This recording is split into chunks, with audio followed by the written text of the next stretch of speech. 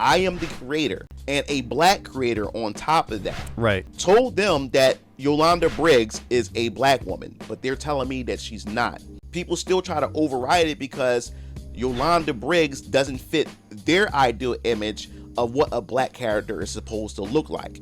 What did I say? And he actually, no, shout out Mugen Lord. He actually liked my tweet because when I saw this, I said the identity obsessed fan, one classic trait of them is that they feel more entitled to your work than you yourself. And this was a perfect example of that. You don't matter. I came across a interesting question over social media, and it says, as a black comic creator, do you feel pressure to create stories specifically for black people? And honestly, that question stuck with me because the more I thought about it, the more I realized something I've been dealing with ever since I launched Venus Orion Comics last year. Not just as a comic creator, but as a black creator in general. And I think this conversation is much bigger than comics. Because one thing that I've started to notice over the year since I launched Venus Orion Comics is that black creators are expected to create a very specific type of art. And if you don't, then your blackness gets questioned. Yeah, and see, I only seen this video once, but I'm sure he's going to speak on it. You know, it sucks because, like he said, being a black creator, you have this baseline expectation to already work within a bounds or boundaries. And if you're a creative, that's a bad default state to be in. You know, if anything, at the nascent stages of your creativity or beginning stages, at the inception level of your creativity, if anything, you want to have no bounds. Your imagination should be going free, limitless. Your imagination should just be running wild at the beginning stages, inception level, when you're even just thinking of things. Then as you refine your story, as far as like storytelling, because he's a storyteller, he's a writer. As far as when you start to refine your storytelling, then you kind of like carve out certain things, hone into what really matters as far as your story, as far as your creativity. You know, you start to edit it down. But at first, it's almost like when I remember taking a screenwriting course in New York back in like 2011. I was commuting to New York every weekend to take a screenwriting course. And my teacher always said, just write as much as you can at first, as far as like the dialogue. And then when you proofread it or go over it, when you go over the second draft, you have so much to work with, then you can edit it down. And as he's saying, being a black creator, you already have a level of expectation to work within the bounds of what you should be doing or what you shouldn't be doing. And so he's going to get into that. So recently there was some controversy surrounding a YouTuber named Comics Explained. Now, oh yeah, I don't know if you guys heard about this, but yeah. There was some controversy surrounding the YouTuber named Comics Explained. Now, if you're on the comic side of YouTube, then you already know who this is. I've been watching him pretty much for years. Well, recently, over time, he started getting pretty much criticized or attacked. Because Comics Explained is black, because he has a massive platform, people, mostly black people, want him to cover black comic books. And because you can say he doesn't see race, he just sees a comic as a comic, and maybe he says there are some comics he does not want to cover, people call him out for his coverage to cover. Not even not even just as far as being a creative. So he's even somebody who reviews, even when it comes to reviewing other creators' work, he has an expectation as a reviewer. So yeah, that point even extends past the creator aspect of things. It extends to who you should and shouldn't review, and you got to review this and that, and it's this almost like this social contract that you didn't even sign, but you were just kind of born into, as far as like culturally speaking. To not to cover, how he call him out for his coverage, to cover, to not to cover, how he covers it, if he gets covered. And the controversy had gotten so big to the point that he had to step away from YouTube for quite some time. And watching this unfold made me reflect on something. Why are black creators constantly expected to fit into a social or political box? And why does it feel like we're not allowed to simply exist as ourselves creatively?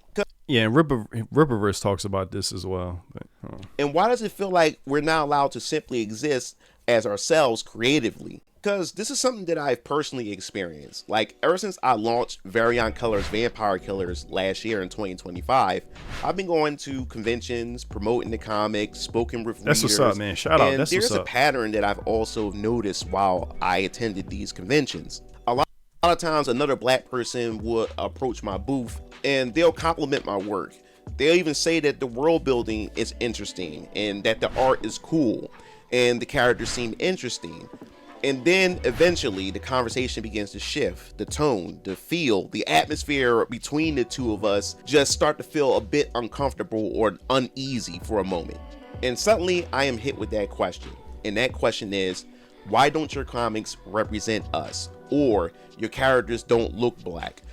So yeah, this is the identity obsessed fan that you started to get into. And I guess you could say there's different tiers for the identity obsessed fan. A lot of because a lot of it is due to social conditioning.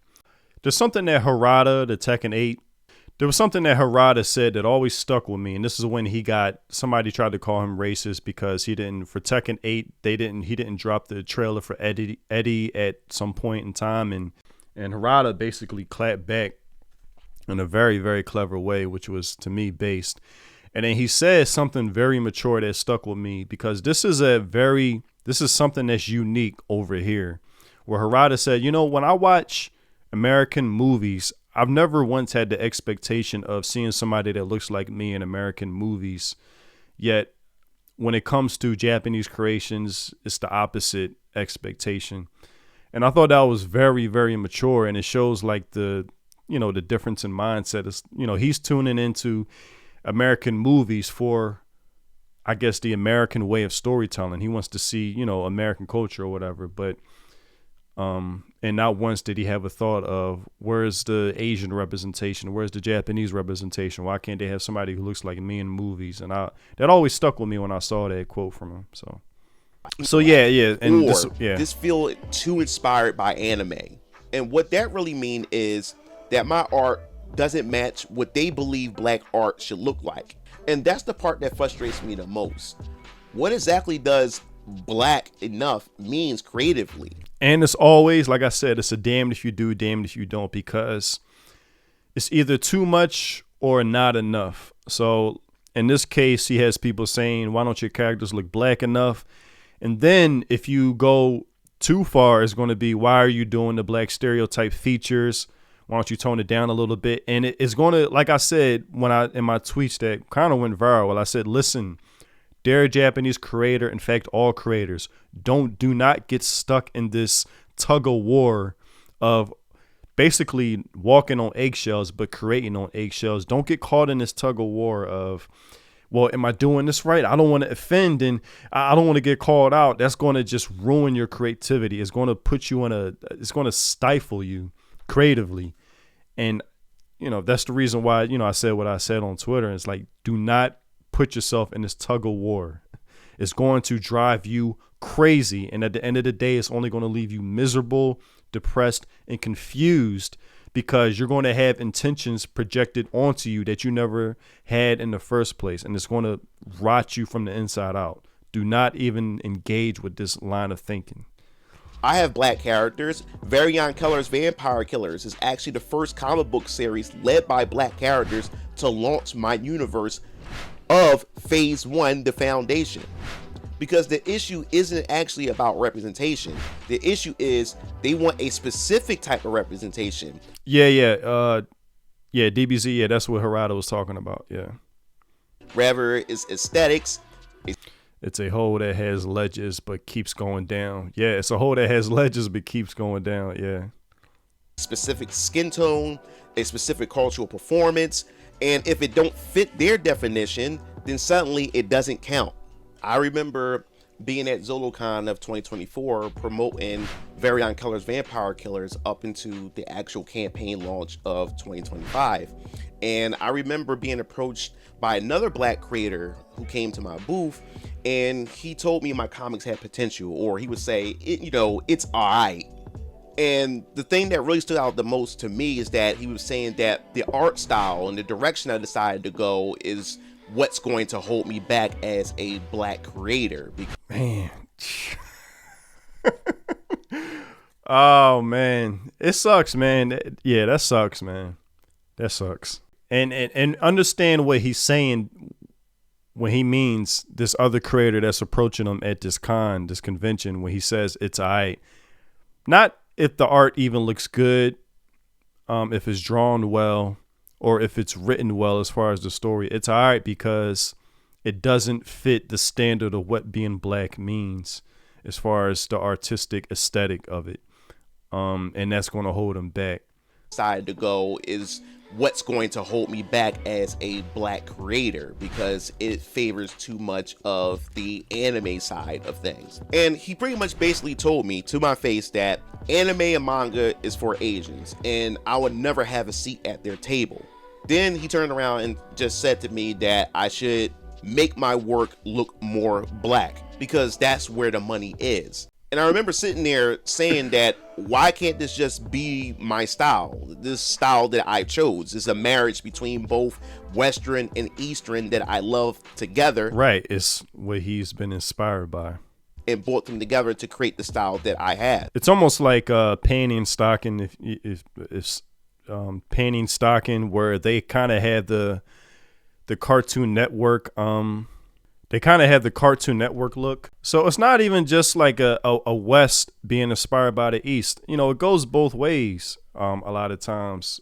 Where Panty and Stocking, you could tell that they were inspired by the Cartoon Network art style.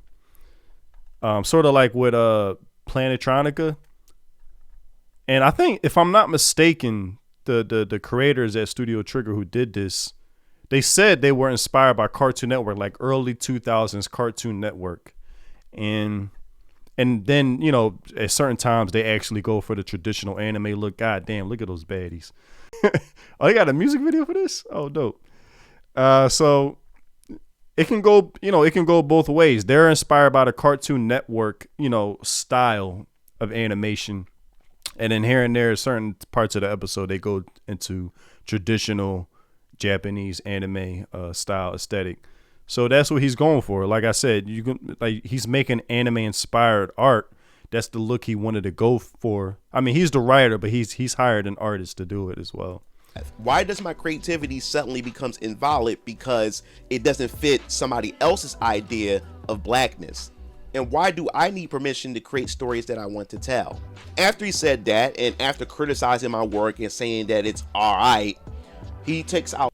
Just joining the stream. Have you seen the Gatekeeping, the graffiti artist, also quit Twitter? Yeah, we talked about that maybe about 15 minutes ago. Yeah, we definitely spoke on that, man. We definitely spoke on that and how just shameful this whole situation is. Yeah, just how shameful it is. His phone and shows me his work, and he's the creator of the HBCU universe, which is the historically black college universe that he created of superheroes. And he showed it to me. Welcome to the Gator Pit, son. Oh. The whole block ice cream, yo. And after he showed it to me, and I'm looking like, seriously? Looking at his work and then looking at mine? Seriously? And what's even more frustrating as a black creator is that you're being attacked from both sides of the spectrum. Because one side, if there's any hints of black or any hints of diversity, it's automatically labeled as woke. Yeah, that's fun. That's very funny that he says that. I want him to. Because one side, I want to expound upon this. If there's any hints of black or any hints of diversity, it's automatically labeled as woke.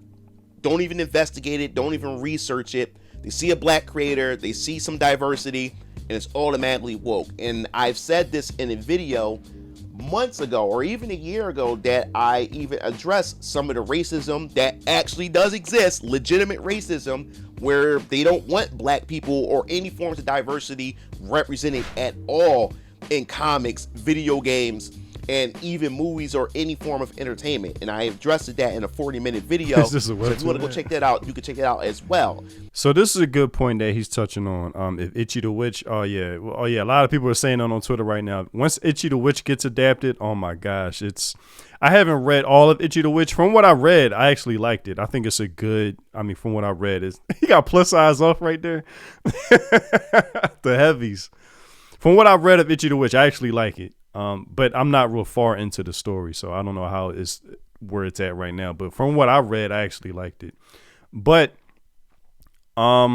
he's making a good point, because what I liken this to right now, everything is so hypersensitive, meaning that, it's like a cat's tongue. Everything is there's a lot of hypersensory going around, and in both directions. So I liken this, the 90s was that's why I like the 90s. 90s is such a good example. All of these, the 90s shit was kind of fixing itself organically and naturally. Where I remember growing up in the 90s, you had sitcoms, you had Martin, Fresh Prince of Bel-Air, Family Matters, Urkel. Of course, you had The Cosby Show, that was coming from the 80s. But you had just different networks and then you had I wish I saved so much shit that I saved from like the early 2000s, where you had just people participating in game tournaments. Like, this whole idea was kind of just naturally fixing itself, where movies, you had, organic diversity, like real diversity, without the ideological cult minded diversity that we see now. Forced diversity, like things were just happening naturally. You had 48 Hours, Eddie Murphy in the 80s with McNulty. No, that's the character's name, whatever that guy name was. But it was just, everything was just happening naturally. And then now it's been force fed so much within a concentrated amount of years, to where, like, ever since, I guess it started with Gamergate, Anita Sarkeesian, that witch, saying games need to be more like this and that, and all the problematic elements, and games need to stop being for men, and we need more representation. That's when you started getting these activist narrative consultants being, injecting their way into video games. So I liken it to, we've been force fed it so much for like a concentrated amount of years and a small amount of years, that it's almost like, I liken it to, here's an analogy. Everybody kind of likes pizza. Like, you'll be hard pressed to find someone who doesn't like pizza. Everybody enjoys pizza. You don't even think about it. You're at a party, hey, order some pizza. Let's get, But imagine being force fed pizza 24/7, 365, 3 meals a day, even when you're not hungry. Yeah, the Bernie Mac show. Even when you're not hungry, not even just 3 meals a day, in between meals, snacks, you're force fed pizza all the fucking time. You're naturally going to develop a distaste for it, or even the sight of pizza, or the mere smell and scent of pizza. You're going to be kind of have a natural repulsed reaction to it, where you've been force fed it too much that you can't take it anymore. I think that's what has happened to entertainment, to where now when you see like a black lead or a woman lead, because back then, like I said, Aliens, Terminator, so many just franchises where everything that these activists claim to be fighting for was already happening back when nobody was like everybody was just accepting what was being fed to them naturally, where it wasn't like just thrown in your face, shoved down your throat every second, to where it's turned into the pizza analogy I just said, where everybody was just enjoying this when it was naturally being fed to them. But now, since it's being force fed constantly, guilt tripping you if you don't like this or that, now it's where people have a sort of reaction to it now. Like, as soon as they see a women league, is there going to be some girl boss? Like you said, if there's a black league, what's this diversity doing here or whatever? And when this was already, kind of fixing itself, especially in the early 2000s, man, that's when like I remember like mid 2000s, shit really started getting to a point where it's like, wow, we're finally getting out of this. I don't know, this where it's not even a question anymore. It's just, you're just a video game player. You're just a person who enjoys movies. You're just a screenwriter. You're just an actor. You're no longer just a black actor or a woman actor. You're just an actor, an actress, or whatever. And so I wanted to bring that analogy to his point to kind of further that a little bit. Like I said, I think the pizza analogy somewhat fits into this. Everybody naturally enjoys pizza, you know, if that makes sense. So as a black creator, Oh, my fault. Let me get to the wait. you also have to deal with that. But then there's the other side. And that other side is people always questioning whether your work is black enough. So you end up in this weird space where one side rejects you for simply existing, and then the other side rejects you for not performing your identity correctly, and that's exhausting. And I've experienced this directly with one of my characters. Just a couple months ago on social media, I posted and revealed one of my black female characters who goes by the name Dr. Yolanda Briggs. And damn. Yeah, she's nice. Yeah, I remember somebody commenting on this character on Twitter or X. He's probably going to talk about it. Damn, she looks nice. She makes her first debut in Variant Killers, Vampire Killers, Chapter 2 next year when I launch my Kickstarter campaign in 2027. So be on the lookout for that. And also shout out. Not going to lie, it happens to me too. You know, these activists really think that history or the world started 2 years ago or something. You know, they talk, it's just like the anime conversation where, you know, with Joey, my video where I was talking about Joey talking about new anime quote unquote fans saying, oh, there need to be more female protagonists. And like I said, to anybody who hasn't discovered anime yesterday, that's such an idiotic take, stupid, that just, like I said, reeks of ignorance. It's like, wow, you really just started watching anime, or you don't even watch anime. You probably just watch JJK for the most part. And, you know, these activists, even outside of anime, they think history just started 2 years ago, and they'll say we need more women leads for this, more women representation. It's like, no matter how many examples you give them, you know, even when it comes to Disney, whatever, Mulan, it doesn't matter. They'll always say it's never enough. And that's why I always say you can never appease this type of mind, because it's like trying to fill a bottomless pit. It will drive you insane. It will drive you crazy. You know, like I said, these activists assume that history just started 2 years ago, and, you know, and no matter how many examples you bring away, it'll never be enough. And to the voice actress of Dr. Yolanda Briggs, Akshima, she has done it's a good design, a really good job. Anyway, I did not expect her to bring so much controversy once I made the post, because the blackness crowd has stepped in and told me that she's not a black woman. Oh, I remember this. I actually included this in my video. This was a wild thing to experience on Twitter. When I was reading this, yeah, what did he say? There's nothing about this depiction that denotes blackness, in my opinion. She could easily be Hindu, Indian, or a well-tanned white woman, which I'm against neither, but black representation should actually be represented. Otherwise, what's the point? And I think somebody also commented on one of his characters. The nose wasn't, I guess, big enough to depict a black feature. And this is why I say it's either not enough or it's either too far. Because if he probably did that, he probably would have got accused of black stereotypes features or stereotypical features. And that's why it's just create what you want to create. And whatever fans discover you are going to be the ones for you. Just picture this for a minute. The creator, I am the creator, and a black creator on top of that. Right. Told them that Yolanda Briggs is a black woman, but they're telling me that she's not. And this is from the same. What did I say? And he actually, no, shout out Mugen Lord. He actually liked my tweet, because when I saw this, I said the identity obsessed fan, one classic trait of them is that they feel more entitled to your work than you yourself. And this was a perfect example of that. You know, they really feel more entitled. They think they own your work more than you. You don't matter. Crowd on social media that would tell you to respect the author's creation. But now you have a black creator such as myself, and now they're telling me as the creator that that's not a black woman. And no matter how hard I try to plead the case and argue the point that Dr. Yolanda Briggs is a black woman, people still try to override it because Yolanda Briggs doesn't fit their ideal image of what a black character is supposed to look like. Meanwhile, these are the same people online who would claim completely unrelated. He's about to get it. He's about to make a good point here. Supposed to look like. Meanwhile, these are the same people online who would claim completely unrelated anime characters as black based on hairstyle and vibes. And what do I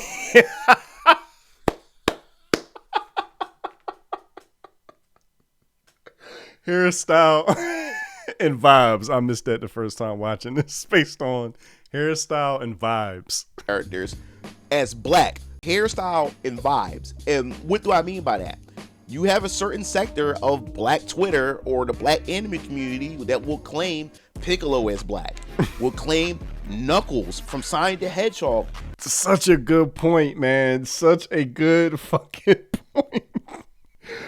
Oh man, that's so funny, man. That was, I mean, he drove the point home just with those two examples. As black. But for That's some funny. reason, to these same people, Yolanda Briggs is not black. We could take it a step farther and take Yurichi from Bleach. Right. For some strange reason, she's considered black, But but Dr. Yolanda Briggs his character is not considered black. isn't black. You Like the cognitive dissonance. you man. see where Damn, Yoruichi. Oof. this She is a baddie, boy. conflict Right, and like there's a lot of similarities there too. is coming from? You see where this is not making any sense? Yeah. And it gets even Very more good point. insane when it comes to this. But the fact is that I'm always constantly being told that I'm trying to appease Asian people, white people, because of the artistic style that I chose to go with when it comes to Venus and Ryan comics. And now my artist, who is Chinese, who does all of my artwork, Oh yeah, when he said, I thought she was Philippines. Yeah, his artist that does his artwork is Chinese. When he said that, I was like, oh man, that's another thing they're gonna come to you for, comics, or come at you for. and now my artist, who is Chinese, who does all of my artwork, her name is Shabibit. She does a great job with all of the animation and work she has done And it looks good. as my artist. I like her design. This is a really good design right here. Really good design. Ever since 2020 up until now, and we've been working together really well. Shout out. And here it is, we have these group of people telling me that I should fire my artist and get a black artist in order to properly represent Damn, that's fucked up, yo. my artist. Instead of bound to Eastern culture, you should find a better. Wow, man, that's fucked up, yo. Just because you say something, what? You know. Wow. Just because you say something doesn't make it true. Yo, it's his. Yes, she is your creation, but she's not black, to be honest. Not in the eyes of many.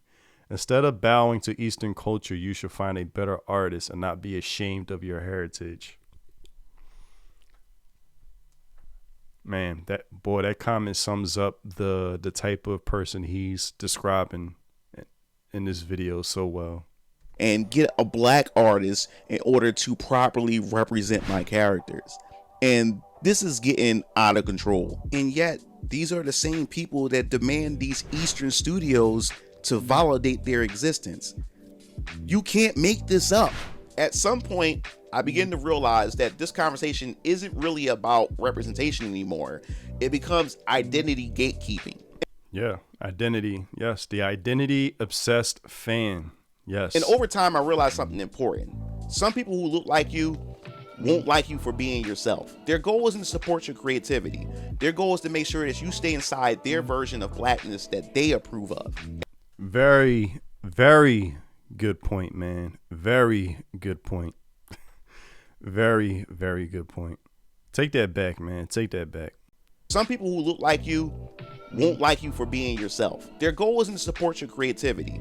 Their goal is to make sure that you stay inside their version of blackness that they approve of. And if you step outside of that, you become a problem. And honestly, I'm not interested in creating from that mindset.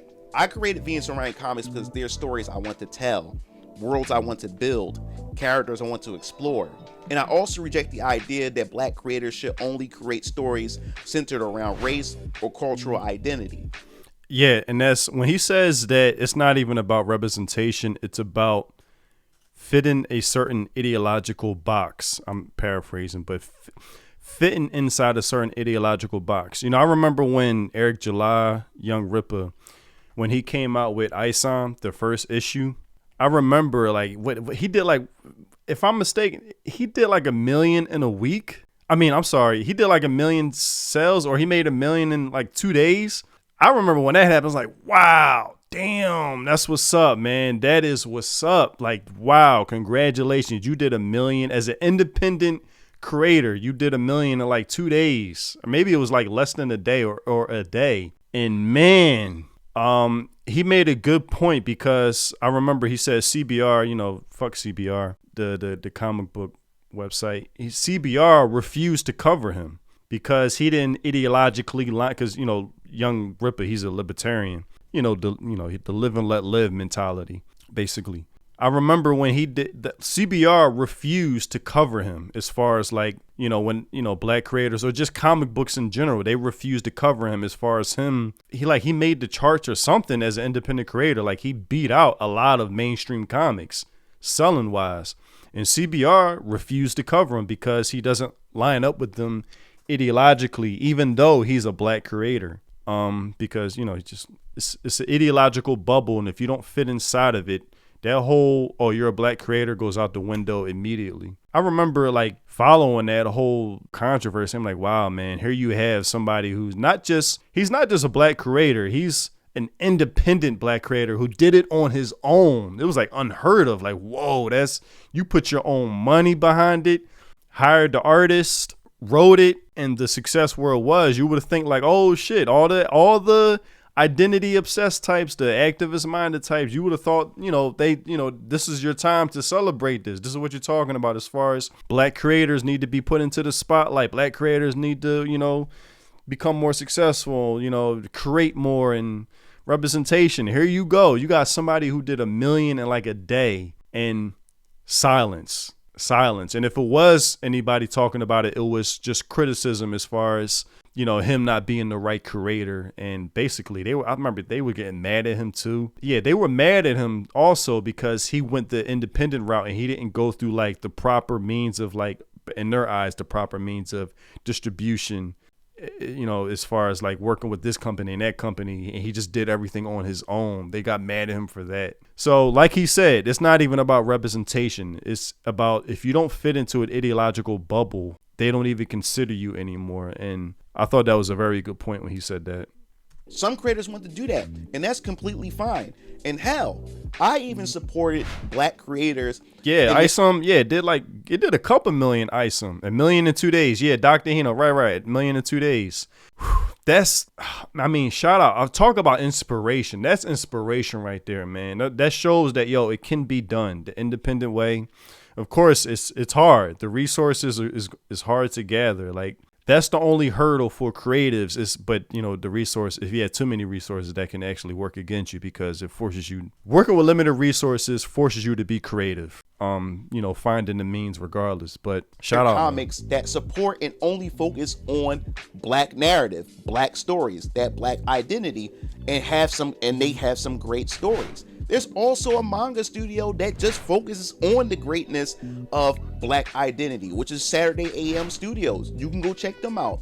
So it exists. I'll keep my opinion to myself on that. But it's not mandatory. And black creators like myself, such as Eric July in the Ripperverse, and Corey Kenshin in his manga called The Monsters We Make, and just recently, Jada Concept just released his own manga. Creators like us, we don't adhere to those rules or those social obligations that was thrusted upon us as black creators. We don't adhere to that. We create stories that we want to create, and that should be completely fine. Growing up, I love Spider-Man, Batman, X-Men, Superman, and most definitely Dragon Ball Z. Hell yes. Damn, look at that. That's dope. Characters look like me, and yet I had a connection with them. I think I remember a Fresh Prince episode where Carlton was seen as a sellout for not being standard black or something. Man, that's a classic Fresh Prince episode. That's a very, very, man, that's a timeless, I wish it didn't have to be timeless too, but that's a timeless Fresh Prince episode where Carlton and Will, they were trying to make it into a fraternity, and Carlton being, the character that he is, he wasn't seen as black enough, and he got criticized for it, and he didn't graduate to the fraternity because of that. And man, it really definitely tackled that subject of what it means to be black. And Carlton, man, he had a dope line in that episode. He says, "Black is what I'm not trying to be; it's who I am, or black is not what I'm trying to be; it's who I am." Or Yeah, I think that's what he said. I can't get the line right. I can't recall it properly though. But that was a good episode. Through pain, ambition, motivation, hope, and ambition, not just race. Nobody cared about their race. Damn we straight. connected with their journey. And that's how I approach storytelling with Venus and Ryan comics. No matter black, white, Latino, or Asian, you could pick up a chapter of VK and relate to Hezekiah, Isaiah, Caleb, and even Varian himself. You should be able to connect with Darnell Brooks, the Dust Defender, despite him being black, even with my mixed race characters such as Princess Adax and Faith Tanaka. Hell, I can't wait to tell Lazarus' story once we explore the cosmic corner of my universe, because these characters deal with struggle and show motivations that anyone can relate to, because these characters are not only just fictional, but they also have hope. They represent that brokenness that people have trying to survive a chaotic world.